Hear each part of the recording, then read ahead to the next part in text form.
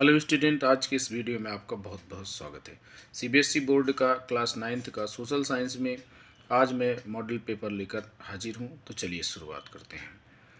इसमें जो पेपर होता है वो 4 खंडों में बटा होता है। खंड का, खंड खा, खंड गा और खंड घा। तो इस पेपर को ध्यान से आपको निर्देश पहले पढ़ना होता है, इसके बाद क्वेश्चनों को अटेम्प्ट करना होता है। तो क्वेश्चन नंबर 1 से लेकर 20 तक लघु उत्तरीय प्रश्न हैं। तो चलिए खंड का के 1 से 20 तक क्वेश्चनों को पहले डिस्कस करते हैं। किस देश के साथ उत्तराखंड, उत्तर प्रदेश, बिहार, पश्चिम बंगाल और सिक्किम की सीमा मिलती है? तो ये है नेपाल। हमें चुनाव की आवश्यकता क्यों होती है? कोई एक उदाहरण लिखिए। लोकतांत्रिक तरीके से अपने शासकों का चयन करने के लिए हमें चुनाव की आवश्यकता होती है। एफसीआई का शब्द विस्तार लिखिए। इसका शब्द विस्तार होता है भारतीय खाद्य निगम। एफसीआई का फुल फॉर्म होता है। मजदूरों द्वारा अपने मालिक के लिए मुफ्त या बहुत कम मेहनताने के लिए जबरन काम करने की प्रथा के लिए एक शब्द क्या होता है? तो होता है बेगारी। इसमें कोई भी पैसा नहीं दिया जाता। गद्दी समुदाय के लोग अपना जीविकोपार्जन कैसे करते हैं? तो पशुओं का पालन करना, मुख्यतः भेड़ पालना इनका काम होता है। नेक्स्ट क्वेश्चन है अथवा करके 1927 में नए वन कानून शिकारी तथा वन निवासी पर किस प्रकार का प्रभाव डाला? अब वन निवासियों के लिए पशुओं को चराना, लकड़ी को जंगल से काटना, कंदमूल इकट्ठा करना गैर कानूनी कार्य बन गया। क्वेश्चन नंबर नेक्स्ट है 6। भारत में केंद्रीय कार्यपालिका का प्रधान कौन होता है? तो भारत का राष्ट्रपति होता है। लोकतंत्र से आप क्या समझते हैं? अब्राहम लिंकन की अगर परिभाषा को देखा जाए तो लोकतंत्र जनता का, जनता के लिए, जनता के द्वारा शासन होता है। सर्व शिक्षा अभियान किस आयु वर्ग के बच्चों को प्राथमिक शिक्षा प्रदान करता है? तो ये है 6 से 14 वर्ष तक। जर्मन संसद का नाम क्या है? तो ये है राइक्सटाग। लोकतंत्र में चुनाव क्यों आवश्यक है? कारण बताइए। तो शासकों का चुनाव करने के लिए और शांतिपूर्ण ढंग से सत्ता परिवर्तन और सरकार को वैधता प्रदान करने के लिए चुनाव आवश्यक होता है। निम्नलिखित परिस्थितियों का अध्ययन किए, बताइए कि निम्न में से कौन निर्धन रेखा के ऊपर है? तो इसमें आपको देखना है कि सोहन शहर में रहता है, उसकी आय 1900 रुपये प्रति माह है। यह निर्धन रेखा के ऊपर है। तो ये आपका ऑप्शन सही हो जाएगा और सभी गलत हो जाएंगे।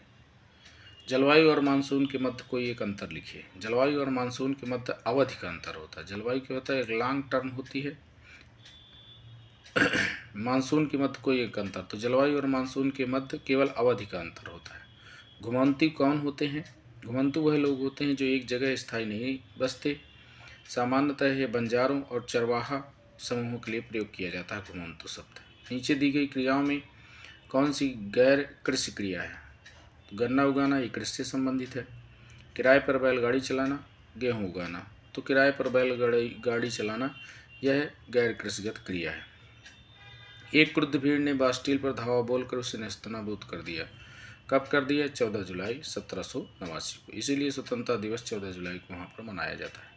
मोहन भारतीय राज्य तमिलनाडु से दिल्ली प्रवासित होता है। उसके गांव के 100 अन्य लोग देश के अन्य भागों में प्रवासित हो चुके हैं। क्या इस प्रकार का प्रवासन देश के अंदर जनसंख्या के आकार को प्रभावित करता है? कारण बताइए। तो ये नहीं करता। इससे देश के अंदर जनसंख्या का आकार प्रभावित नहीं होता, क्योंकि एक ही देश के लोग कहीं भी जाएं वो जनसंख्या इक्वल ही रहती है। जब देश से बाहर जाते हैं तब इस पे अंतर आता है। वह कौन सा अकेला देश है जहां 1900 तक सभी वयस्कों को मताधिकार प्राप्त था? तो वो था न्यूजीलैंड। सारिका कोरोमंडल तट पर है। वह इस बात को लेकर बहुत असमंजस में है कि वह भारत के पश्चिमी घाट पर है या पूर्वी घाट पर। क्या आप उसकी मदद कर सकते हैं? तो वह एक पूर्वी घाट पे है। तो जो पूर्वी तट होता है वह कोरोमंडल कहा जाता है और पश्चिमी तट को हम कहते हैं मालाबार तट। तो इसे भी आपको याद रखना है। सोवियत संघ का विघटन कब हुआ? तो 1991 में हुआ।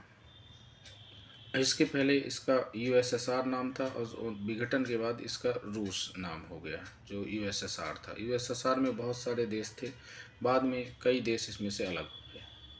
फ्रांस के राष्ट्रगान मार्सिले का रचयिता कौन था? तो ये क्लॉड जोसेफ लिस्ले था। फ्रांस की मुद्रा क्या थी? लिब्रे थी। जिसको बाद में 1794 में समाप्त कर दिया गया था। अगस्त 1947 को संविधान भाषण दिया था, किसने दिया था? पंडित जवाहरलाल नेहरू ने दिया था।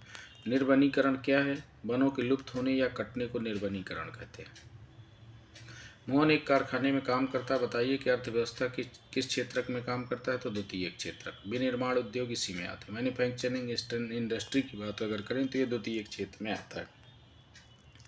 प्राथमिक क्षेत्र में क्या आता है? कृषि, पशुपालन, मछली पालन, ये सब प्राथमिक क्षेत्र में आता है। तृतीयक क्षेत्र में क्या आता है? तृतीयक क्षेत्र में सर्विस सेक्टर आता है, जैसे बैंकिंग हो गया, वकालत हो गई, शिक्षक हो गए, जितनी भी जॉब्स हैं, जॉब प्रोवाइड करने वाले, ये तृतीय क्षेत्रक में आते हैं। प्रायद्वीपीय नदियाँ मौसमी क्यों होती हैं? एक कारण बताइए। प्रायद्वीपीय मौसमी होती हैं क्योंकि इनका प्रभाव वर्षा पर निर्भर करता है, इसलिए जब वर्षा ऋतु होती है तो ये नदियों में पानी पाया जाता है, और जब वर्षा ऋतु खत्म हो जाती है तो इन नदियों का पानी सूख जाता है। तो चलिए स्टूडेंट, ये था खंड का, और खंड खा को अब हम नेक्स्ट वीडियो में आपके साथ डिस्कस करेंगे। तो ये वीडियो देखकर आप अपने पेपर की तैयारी कर सकते हैं। तो मिलते हैं अगले वीडियो में, तब तक के लिए नमस्कार।